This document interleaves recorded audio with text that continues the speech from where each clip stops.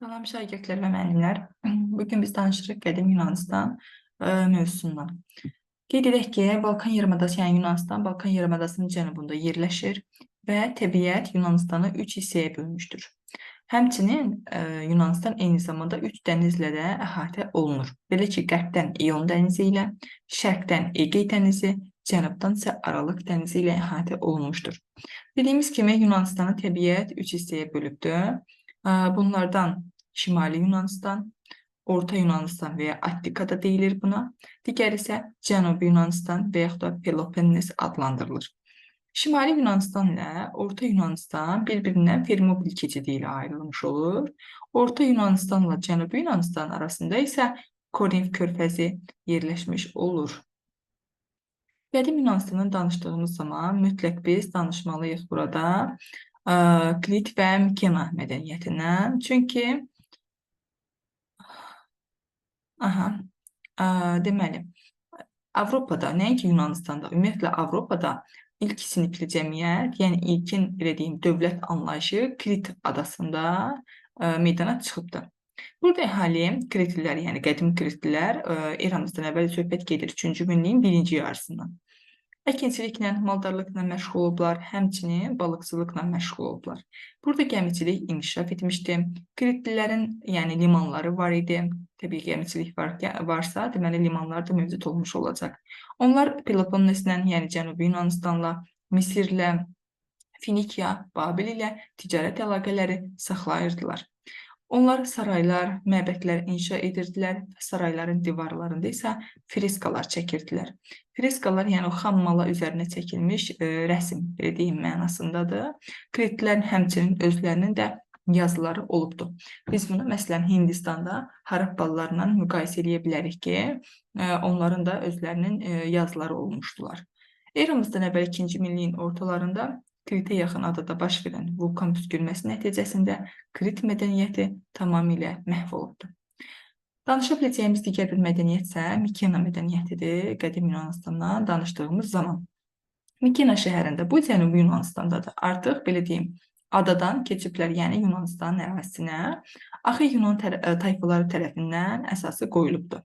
Kritlilərdən, yəni bu Axey Yunanlar çox şey mənimsəyiblər. Onların burada fərqliliklər nədir? Akropol ucaldıblar. Akropol, bildiyim, yuxarı şəhər mənasındadır və orada varlıların evləri olurdu adətən. Həmçinin sərdabələr inşa ediblər, sərdabələr hazırlayıblar, belə deyim. Sərdabələri biz, məsələn, qədim Misirlə oxşarlaşdıra bilərik. Eramızdan əvvəl 2-ci minilliyin sonlarında, təqribən 12-ci əsrdə Yunanistanın şimalından gələn Dori, Yunan tayfaları tərəfindən Mikena mədəniyyəti də, belə deyim, dövrü başa çatıb, Mikena mədəniyyəti də məhv olubdur. Həmçinin burada biz Təpəgöz qurğularından da danışa bilərik. Burada Mikena mədəniyyətinə deməli məxsusdur. Belə ki, Yunanlar nəhəng saldaşlardan qurulmuş tikililəri, məsələn, Mikena Akropolunun divarını Təpəgöz qurğuları adlandırırdılar. Onlar fikirləşirdilər ki, yalnız Təpəgöz kimi nəhənglər, deməli, bunları nə edə bilər? Tikib hazırlamış ola bilər.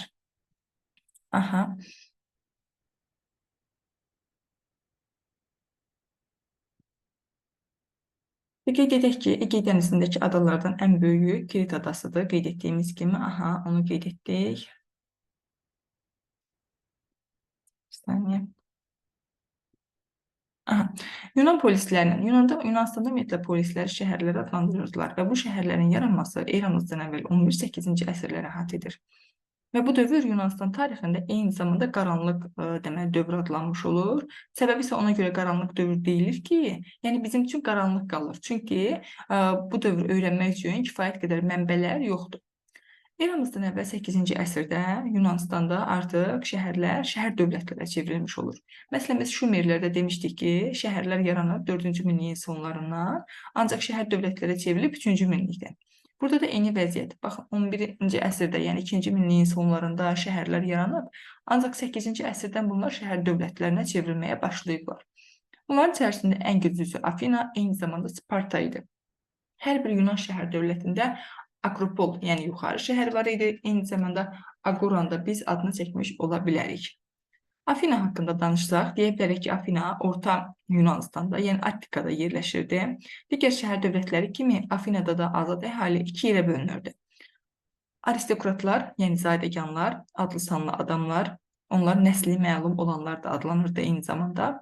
Onların yaratdığı idarə üsulu aristokratiya, yəni yaxşıların hakimiyyəti adlanırdı. İkincisi təbəqəni isə demos təşkil edirdi. Onlar aristokratlardan başqa digər azad əhali belə adlanırdı.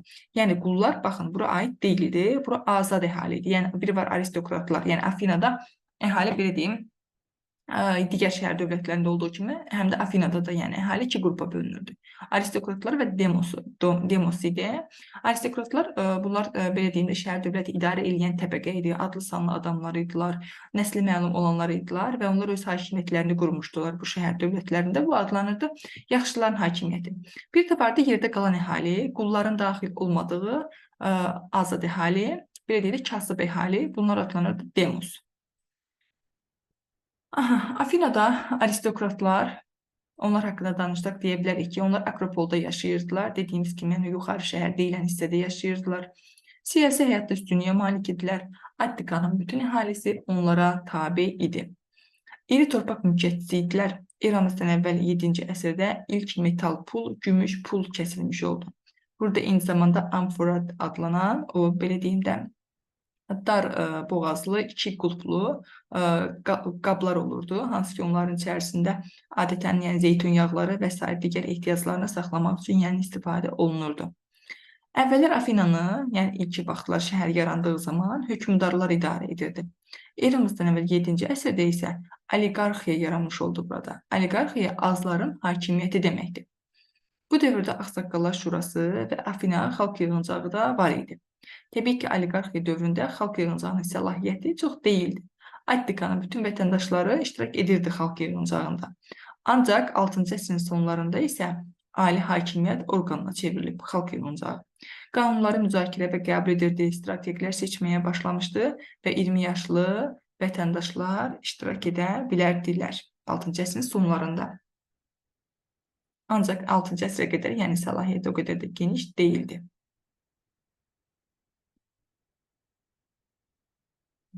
Bir saniyə. Afinada Ağsaqqallar Şurası, qeyd edək ki, adlı sanlı adamlardan ibarət idi. Eramızdan əvvəl 7-ci əsrdə bütün məsələləri həll edirdi. Qarşımıza çıxsa ki, bizim 7-ci əsrdə Afinada, yəni bütün məsələləri harada həll olunurdu? Təbii ki, Ağsaqqallar Şurasında. Burada qanunlar qəbul edilir və məhkəmələr qurulmuş olurdular. Afinadan danışdığımız zaman mütləq borc daşı və köləlikdən də danışmalıyıq ki, burada belə deyim, adlı sanlı adamlardan və yaxud da torpaq sahiblərindən, quldarlardan, yəni torpaq icarəyə götürürdü kəndlilər, azad əhali, yoxsul əhali və onlardan borc alırdılar.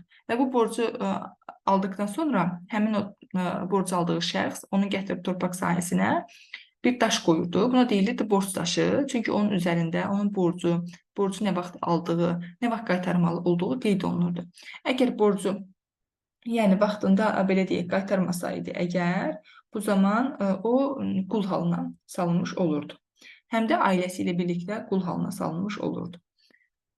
Daha sonra biz Afinadan danışdığımız zaman mütləq Drakon qanunlarını qeyd etməliyik. Bu da 7-ci əsrə aiddir. Bu borc daşı eyni zamanda və mövcud olması ümumiyyətlə deyək, demoslu aristokratlar arasında bu dövrdə təbii ki, mübarizə gedirdi və borc daşının mövcudluğu da demoslu aristokratlar arasında mübarizəni daha da kəskinləşdirmişdi. Çünki borc daşına görə, yəni borcu olan bir şəxs dediyimiz kimi kölə halına salınırdı və vətəndaşlıqdan məhrum olurdu. Vətəndaşlıqdan məhrum olma artıq o xalq yığıncağında da yəni iştirak edə bilmirdi. Yəni belə deyim də, vətəndaşlığın itirilməsi artıq hər şeyin itirilməsi deməkdir. Ona görə deyirik ki, bu artıq ziddiyyətlərin kəskinləşməsinə səbəb olurdu. Və 7-ci əsrdə Drakon qanunları qəbul olunur. Çünki məsələn ölkədə baş verən o gümüş pulun kəsilməsi və s. kimi hadisələrin nəticəsində inkişaf baş vermişdi. Bəzi belə deyim, demosun içərisindən varlı adamlar da çıxmağa başlamışdılar. Və onlar da deyirdilər ki, artıq biz varlanmışıq, deməli aristokrat sayılıb, idarə etmədə, məsələn, Ağsaqqallar Şurasına təmsil oluna bilərik. Bu zaman 7-ci əsrdə aristokratlar tərəfindən Drakon qanunları qəbul olundu. Bu, onu qəbul edən aristokrat, yəni Drakonun adı ilə, ona görə belə adlanmış olur. Drakon qanunlarına aristokratların həyatını və əmlakını qoruyurdu. Buna görə əhali tərəfindən deyilirdi ki, bu mürəkkəblə deyil, qanla yazılmışdı. Çünki burada ölüm artıq adi hala çevrilmişdi. Bu qanunlardan sonra həmçinin 7-ci əsrdə iqtisadi vəziyyətin gərginləşməsi səbəbindən aristokratlar və demos arasında mübarizə kəskinləşir. Bəli, yenə də mübarizə kəskin olaraq qalmaqda davam edirdi. Demos nə deyirdi? Yəni deyirdi, Afinanın idarə olunmasında iştirak etsin, kəndlilərə torpaq verilsin və borclar ləğv olunmuş olsun. Yəni tələbləri bundan ibarət idi. Yəni bunu əvvəldən tələb edirdilər. Onlar da buna qarşılıq drakon qanunlarını qəbul etdilər və deyir ki, bu da münasibətlərin daha da kəskinləşməsinə səbəb oldu. Demos üsyana hazırlaşmasından qorxduğu üçün aristokratlar onlara güzəştə getmək məcburiyyətində qalır. Və nəticədə 594-cü ildə aristokrat salon tərəfindən bir belə deyim islahat keçirilir. Məqsədi isə Demosla aristokratları barışdırmaq idi. Buna əsasən torpağa görə borc ləğv edildi. Borca görə qul edilənlər isə azad olmuş oldu. Borc güləliyi beləliklə ləğv edildi. Gələcəkdə də borca görə qul edilmək ləğv edilirdi tamamilə, yəni qadağan olunurdu. Taxıl və digər ərzaq məhsullarının ixracı qadağan olundu. Təbii ki, bu dediyimiz kimi, baxın burada yazmışıq, iqtisadi vəziyyətin gərginləşməsi. Yəni, iqtisadi vəziyyətin ağırlaşmasına görə ölkədən taxıl və ərzaq məhsullarının ixracı qadağan olunur ki, ölkədə qalsın və ehtiyaclara sərf olunsun. Attikada olan bütün kişilər vətəndaşlıq hüququ əldə etdilər. Əmlakından asılı olmadan bütün vətəndaşlar xalq yığıncağında artıq iştirak edə bilərdilər. Yoxsul vətəndaşlar siyasi vəzifəyə seçilə bilər. Ancaq, yəni bunu çatışmayan belə deyək də cəhətləri var idi 594-cü il Solon islahatının. Nə idi bu? Məsələn, bu nə idi? Bir saniyə. Solon islahatı nə idi? Yoxsul vətəndaşlar siyasi vəzifəyə seçilə bilməzdilər, yəni ziddiyyətlər tam şəkildə həll edilməmiş olaraq qaldı.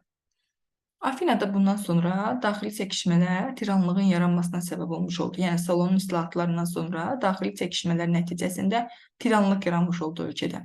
Aristokratlardan biri zorla hakimiyyəti ələ keçirdi. Yəni belə deyim, Solonun islahatına əsasən aristokratların iqtisadi mövqeyi zəifləmişdi və aristokratlar bununla barışmaq istəmirdilər. Buna görə onlardan biri zorla hakimiyyəti ələ keçirib, bu səbəbdən tiran adlanırdı. Yeni varlılar və yoxsul kəndlilər, yeni varlılar dediyimiz bu demosun içərisində, bayaq dedim, demosun içərisindən çıxmış varlı insanlar idilər. Və o cümlədən yoxsul kəndlilər, yəni aristokratlara borcu olanlar tiranı dəstəkləyirdilər. Eramızdan əvvəl 6-cı əsrin sonlarında Afinalılar üsyan qaldıraraq tiranlığa son qoydular. 6-cı əsrin sonlarında Afinada islahat keçirildi. Nəticədə xalq yığıncağı ali hakimiyyət orqanı olmuş oldu, dediyimiz kimi. Xalq yığıncağı qanunları qəbul edirdi, müzakirə edirdi. Xalq yığıncağı ordu və donanmaya rəhbərlik etmək üçün artıq strategilər seçməyə başlamış oldu. Nəticədə Afina demokratiyası qurulmuş oldu. Spartadan danışdığımız zaman qeyd etməliyik ki, eramızdan əvvəl 2-ci minilliyin əvvəllərində Dori tayfaları Cənubi Yunanistanda Lakonika şəhərini tutub burada yerləşdilər. Hətta Mikena mədəniyyətini də onlar məhv etmişdilər, yəni. Onlar burada özlərini Spartalı adlandırdılar. Eramızdan əvvəl 8-ci əsrdə öz şəhər dövlətləri olan Spartanı yaratdılar. Deməli, Spartalılar şimaldan gələn, belə deyim, Dori tayfaları idi. Yəni, Dorilərin belə deyim də nəsilləri idi, Dorilər idilər. Və onlar burada gəldilər Cənubi Yunanistana, Lakonika şəhərində birinci məskunlaşdılar və Mikena mədəniyyətini məhv edib, özlərini Spartalı adlandırıb, şəhər dövləti yaratdılar özlərinə. Göründüyü kimi Afina eyni zamanda Sparta şəhər dövləti eyni zamanda, yəni 8-ci əsrdə yaranıb. Spartadan danışdığımız zaman qeyd etməliyik ki, burada oliqarxiya, yəni azların hakimiyyəti idarə üsulu mövcud idi. Hökmdarlar var idi, deməli burada, yəni Spartanın hökmdarları idarə edirdi. Eyni zamanda Ağsaqqallar Şurası burada da mövcud idi və xalq yığıncağı vasitəsilə idarə olunurdu. Hökmdarlar müharibə vaxtı qeyd edək ki, orduya rəhbərlik edirdilər. Ağsaqqallar Şurası isə qanunlar hazırlayırdı, belə deyim, qərarları hazırlayırdı, qanunları hazırlayırdı və onu təsdiq üçün xalq yığıncağına göndərirdi. Xalq yığıncağı isə qanunları burada səs vermə yolu vasitəsilə qəbul etmiş olurdu. Cənubi Yunanistan azad əhalisi Spartalılara hətta vergi ödəyirdilər. İşğallar nəticəsində bütün Cənubi Yunanistan tabe edildi və əhali qula çevrildi. Yəni, söhbət Spartalılardan gedir ki, əvvəlcə gəlib Cənubi Yunanistanda ancaq Lakonikanı tutmuşdular. Ancaq sonra işğallar nəticəsində bütün Cənubi Yunanistanı özlərinə tabe edib, hətta yerli əhalini belə deyim də qul halına çevirdilər. Hərbi dövlət idi. Yəni Spartada hər şey hərbi əsasında qurulmuşdu. Məsələn, orada bəzi şeylər qadağan idi. Xaricə getmək, yəni işğallar və yaxud da hücum istisna olmaqla xaricə getmək qadağan idi. Və yaxud da xaricdən də hər kəsin gəlib ümumiyyətlə belə deyim Spartanın ərazisində məskunlaşmasına icazə verilmirdi. Hərbdən başqa ayrı işlə məşğul olmaq da qadağan idi. Hər kəs hərbi işə yönəlməli idi. Ölkədə həmçinin, yəni Sparta şəhər dövlətində fəlsəfə, ədəbiyyat öyrənmək də qadağan idi. Spartada ordunu falanqa adlandırırdılar. Qullar isə hilot adlanırdı. Xatırlasaq Misirdə məsələn qulları canlı ölülər adlandırırdılar. Məsələn Hindistanda keçdik yad düşmən adlandırırdılar. Aha. Yunanistandan danışdığımız zaman mütləq danışacağımız başqa bir mövzu isə Yunan koloniyalarının salınmasıdır. Yunan koloniyaları niyə görə salınırdı? Yəni ticarət məqsədi ilə, ticarətin inkişafına görə, yəni Yunanistanda olan ticarətin inkişafı, əhalinin sayının artması, əkinə yararlı torpaqların azlığı, demos və zadəganlar arasında mübarizənin nəticəsində insanların bir qismi, yəni belə deyim, buranı tərk eləyirdi və başqa yerlərdə gedib özlərinə yeni belə deyim, yaşayış yerləri salırdılar. Bunlarsa Yunan koloniyaları adlanırdı. Yəni koloniya adlanırdı. Bunu Yunanlar saldığına görə Yunan koloniyaları deyilirdi. Çünki başqa dövlətlərin də koloniyalar var idi. Məsələn, Finikiyada Finikiya koloniyaları var idi. Koloniyalarda əsasən torpaqsız kəndlilər və varlanmaq istəyən tacir və sənətkarlar məskunlaşırdı. Yəni əziyyət çəkən əhali, torpaqsız əhali gedirdi. Bir də varlanmaq istəyən tacirlər, sənətkarlar gedib özlərinə yeni bazarlar axtarırdılar. Bu, belə deyək, koloniyalar eramızdan əvvəl 8-6-cı əsrlərdə Qafqazdan İspaniyayadək olan ərazilərdə mövcud idilər. Yunanlılar getdikləri bu ərazilərdə özlərini ellinlər adlandırırdılar, öz dövlətlərini, belə deyimsə, Ellada adlandırmış olurdular. Yəni, o getdikləri ərazidə Yunanistanı Ellada adlandırır, özlərini isə Ellin adlandırırdılar. Koloniyaların yaranmasının nəticəsi kimi varlı şəxslər qrupunun yaranmasını qeyd edə bilərik. Artıq koloniyalar yarandıqdan sonra, məsələn, bura varlanmaq istəyən niyyəti ilə gələn tacirlər, sənətkarlar varlandılar və varlı şəxslər qrupu yarandı. Hansı ki, onlar hakimiyyətdə təmsil olunmaq istəyirdilər və aristokratlarla mübarizəyə başladılar. Artıq biraz varlanan kimi, yəni demosun içərisindən biri çıxıb varlanan kimi istəyirdi ki, aristokrat həyatı yaşasın və hakimiyyətdə təmsil olunmuş olsun. Yəni məqsədi bundan ibarət idi. Yunanistanı danışdığımız zaman Yunan-İran müharibələrini qeyd etməliyik və yaxud da Yunan-Əhəməni müharibələrini qeyd etməliyik. Hələ qeyd edək ki, 6-cı əsrin ortalarında Əhəmənilər Kiçik Asiyanın qərbindəki Yunan şəhərlərini işğal etmişdilər. Bu şəhərlərin əhalisi eramızdan əvvəl 500-cü ildə Əhəmənilərə qarşı üsyan qaldırdılar. Baxın, 500-cü ildə. Afina bu üsyanları müdafiə etdiyi üçün Afina şəhər dövləti həmin vaxtı digər Yunan şəhərlərinin bu üsyanını müdafiə edirdi. Və buna görə Əhəməni hökmdarı 1-ci Dara Yunanistana hücuma keçdi. Bundan istifadə elədi. Yəni, belə deyim, 500-cü ildə deməli Əhəmənilərin Yunanistan üzərinə hücumu ilə Yunan-İran müharibəsi başlayıb. Bu müharibənin gedişində bir sıra döyüşlər baş verib, gəlin onları qeyd edək. Birinci döyüş marafon döyüşüdür. Eramızdan əvvəl 490-cı ildə olub. Əhəmənilər burada sayca çox olsalar da, Yunanlar az olsalar da, Yunanlar qalib gəliblər və öz vətənlərini müdafiə ediblər. Hətta burada, belə deyim, qalibiyyəti Afinaya çatdırmaq üçün bir döyüşçü 42 kilometr yolu qaçaraq gəlib Afinaya məlumat verib ki, qələbə çalmışıq və orada ürəyi partlayıb ölüb, onun şərəfinə marafon qaçışı yarışı, belə deyək, keçirilir, təşkil olunur. İkinci bir döyüş isə Fermopil döyüşüdür. Eramızdan əvvəl 480-ci ildə keçirilirdi. Bu zaman, 480-ci ildə, yəni Şimali Yunanistanı tutan Əhəmənilər elə həmin ildə Fermopil döyüşündə Sparta hökmdarı Leonidi xəyanət nəticəsində öldürüb Orta Yunanistana daxil oldular. Yəni bilirik ki, Şimali Yunanistan, Orta Yunanistan arasında Fermopil keçidi yerləşirdi və Şimali Yunanistan tutandan sonra Orta Yunanistana keçmək üçün Fermopildən keçməli idilər. Və bu keçiddə Sparta şəhər dövlətinin çarı olan Leonid vuruşurdu. Yəni, ümumiyyətlə bu müharibənin gedişində Afina olsun, Sparta olsun, bütün şəhər dövlətləri birləşib Əhəmənilərə qarşı birgə mübarizə aparırdılar. Və bu zaman ordunun başında Spartanın hökmdarı Leonid dayanırdı. Lakin o xəyanətə uğradı və nəticəsində Əhəmənilərlə döyüşdə öldürüldü. Beləliklə Əhəmənilər Fermopil keçidindən keçib Orta Yunanistana daxil oldular. Növbəti döyüş isə elə yenə həmin ildə 480-ci ildə baş verən Salamin dəniz döyüşüdür. Salamin dəniz döyüşüdür. Burada Yunanlar qalib gəliblər. Bir il sonra, yəni 479-cu ildə Əhəməniləri Yunanistandan qovublar. Ancaq buna baxmayaraq müharibə tam bitmir.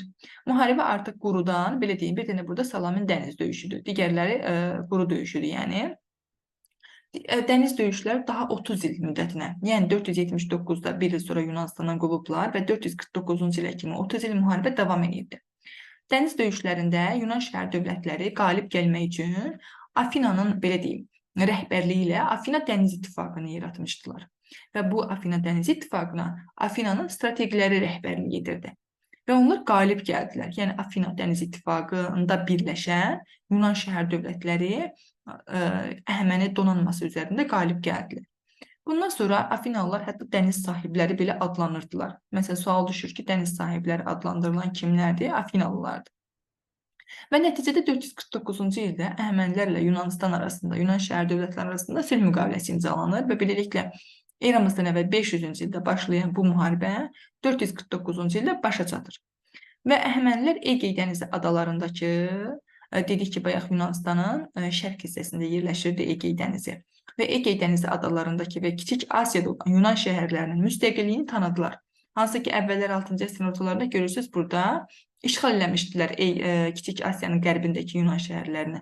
Onlar da üsyan qaldırmışdılar, buna görə müharibə başlamışdı. İndi artıq həmin bu şəhərlərin müstəqilliyini tanımaq məcburiyyətində qaldı Əhəmənilər. Əhəməni donanması hətta bir daha, yəni belə deyib, Egey dənizində artıq üzə bilməzdi. Onlara qadağan olunurdu Egey dənizinə daxil olmaq. Afinada qeyd edək ki, qullar insan ayaqlı adlandırılırdı. Necə ki, Sparta şəhər dövlətində hilotlar idi, burada isə insan ayaqlı adlandırılırdı. Qul əməyindən daha çox filiz çıxarılmasında və yaxud da daş karxanalarında istifadə olunurdu. Afinada quldarlıq demokratiyasının inkişaf dövrü Periklin strateq olduğu dövrdür. Eramızdan əvvəl 443-428-ci illərdə. Onun dövründə nələr baş verib, gəlin görək, strateq olduğu dövrlərdə.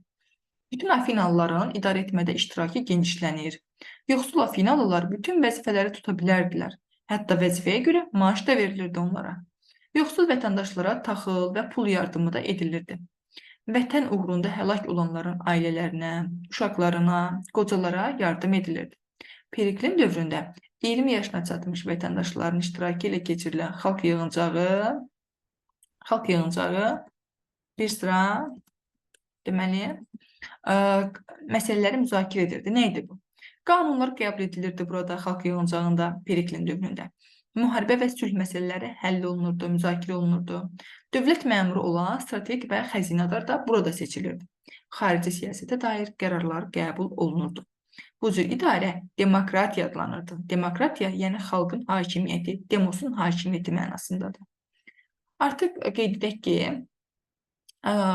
5-ci əsrdə Afina çox güclənmişdi. Yəni Afina Dəniz İttifaqının, belə deyim, rəhbərliyi ilə Əhəmənilər üzərində qələbə çalınmışdı. Bundan sonra Afina və Sparta arasında, belə deyək, Yunanistanda ağalıq uğrunda mübarizə başlamış olur. Və bu 431-404-cü illərdə baş verir. Buna bəzən Peloponnes müharibəsi də deyilir eyni zamanda.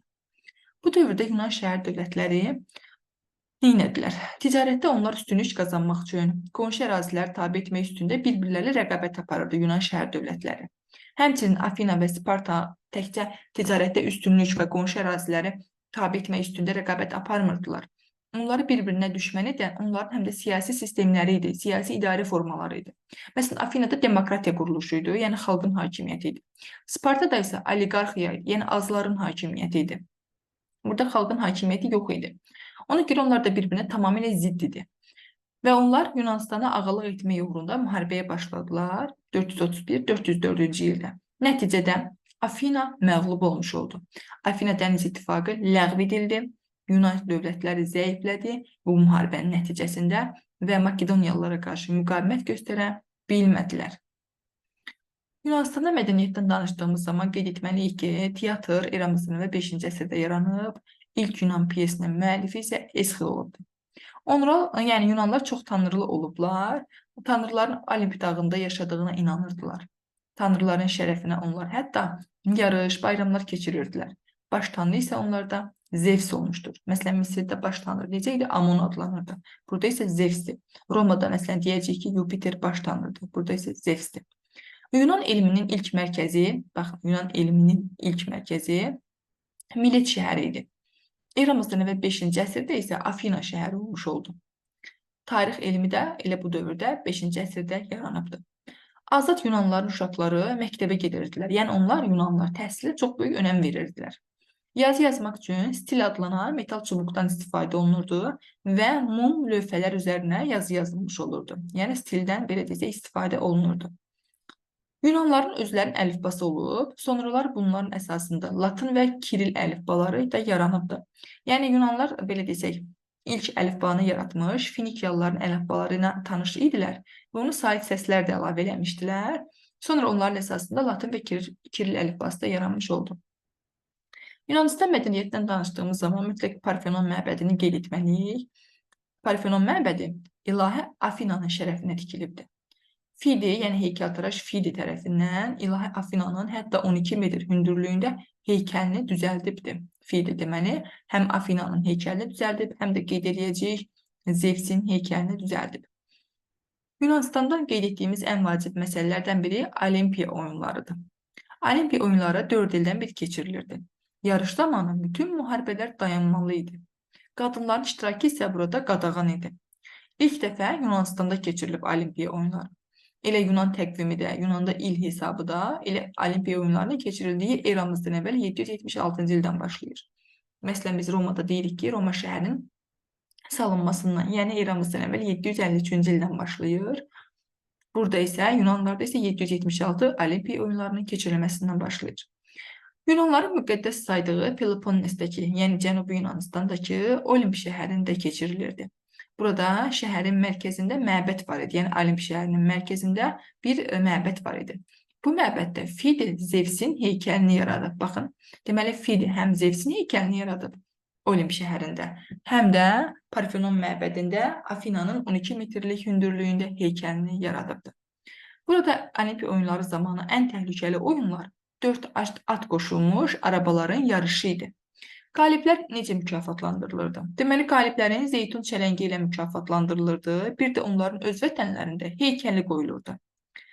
Yunan alimlərindən danışdığımız zaman qeyd etməliyik ki, onlar dünya elminə çox böyük töhfələr veriblər. Məsələn, Demokrit dünyanın atomlardan ibarət olmasını, yəni kiçik hissəciklərdən ibarət olmasını fikrini söyləyibdir. Yəni o müəyyənləşdirib, o kəşf edib bunu. Herodot isə tarix elminin yaradıcısı, atasıdır. Hippokrat tibb bilimi sahəsində məsələn xidmətləri var. Hətta indi də yəni Azərbaycanda həkimlər məsələn tibbi bitirəndə Hippokrat andı içirlər. Aristokrat elmlərin təsnifatını aparıbdır. O isə yəni aristokratın fəaliyyətinin nəticəsidir. İndi isə danışırıq Makedoniya padşahlığından. Makedoniya dövləti Yunanistanın şimalında yerləşirdi. Paytaxtı isə Pella şəhəri idi. Yəni Makedoniya dövlətinin paytaxtı Pella şəhəri olubdur. Eramızdan əvvəl 4-cü əsrin ikinci yarısında Filippin hakimiyyəti dövründə nələr baş verib? Ümumiyyətlə biz Makedoniya dövlətindən danışdığımız zaman iki hökmdardan danışırıq. Birincisi Filipdir, ikinci Filip, ikincisi isə Makedoniyanın İskəndərdir. İkinci Filippin dövründə dövlət güclənib, zəifləmiş Yunan şəhər dövlətləri tamamilə işğal edilib. Bu hadisə baş verib 338-ci ildə həlledici Xeroneia döyüşündə. Burada Yunanlar nə qədər mübarizə aparsalar da məğlubiyyətə uğramış oldular. Spartadan başqa bütün digər Yunan şəhər dövlətlərinin azadlığına son qoyuldu. Xeroneia döyüşündə göründüyü kimi. Ancaq onlar özlərinin daxili müstəqilliklərini saxlayırdılar. İkinci Filip suiqəst nəticəsində öldürülür və ondan sonra oğlu Makedoniyalı İskəndər hakimiyyətə gəlir. Eramızdan əvvəl o hakimiyyətdə olub 336-323-cü illərdə. Makedoniyalı İskəndərdən danışdığımız zaman mütləq onun şərqə yürüşündən qeyd etməliyik. Bu, bir çox xalqların həyatında dəyişikliklərə səbəb olub. 334-cü ildə şərqə doğru yürüşə başlayıb. Bu zaman Suriya, Fələstin və Misir tabe edilib.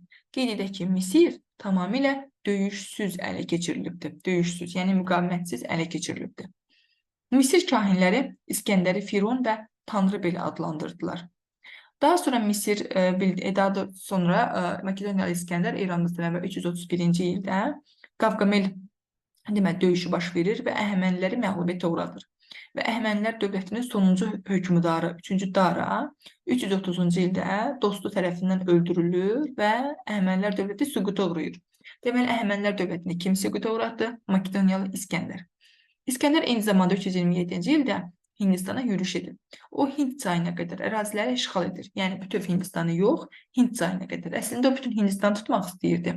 Ancaq yerli əhalinin ciddi müqaviməti və öz əskərlərinin, yəni Makedoniyalı əskərlərin yorulması onları geri çəkilməyə, yəni belə deyim, Hind çayından o tərəfə getməməyə vadar edir və elə ora qədər işğal etmək məcburiyyətində qalırlar. Balkan yarımadasından Hindistana qədər olan bu imperiya İskəndərin ölümündən sonra parçalanır. Qeyd edim ki, İskəndər öz yaratdığı bu imperiyası üçün Babil şəhərini paytaxt seçmişdi. Ölümündən sonra parçalanır və İskəndərin imperiyasının yerində Misir, Makedoniya, Suriya, Selevki dövlətləri yaranmış olur. Həmçinin Azərbaycanda bildik, cənubda Atropatena, şimalda isə Albaniya dövləti yaranır. Yeni yaranan dövlətlərin Yunan-Makedoniya mənşəli sərkərdələr, belə deyim, yaratmışdılar. Ancaq biz Azərbaycan tarixində demişdik ki, yalnız Atropatena, yəni Atropat yerli hökmdar tərəfindən yaradılmışdı. Makedoniya eramızdan əvvəl 146-cı ildə Romanın əyalətinə çevrilmiş olur. Makedoniyalı İskəndərin işğal etdiyi ərazilərdə şəhərlər saldırırdı. Adətən bu şəhərlər İskəndəriyyə adlanırdı. Məsələn, bu şəhərlərdən belə İskəndəriyyə şəhərlərindən biri də Misirdə Nilin deltasında salınmışdı. Nil çayının sahilində. Aralıq dənizi ətrafında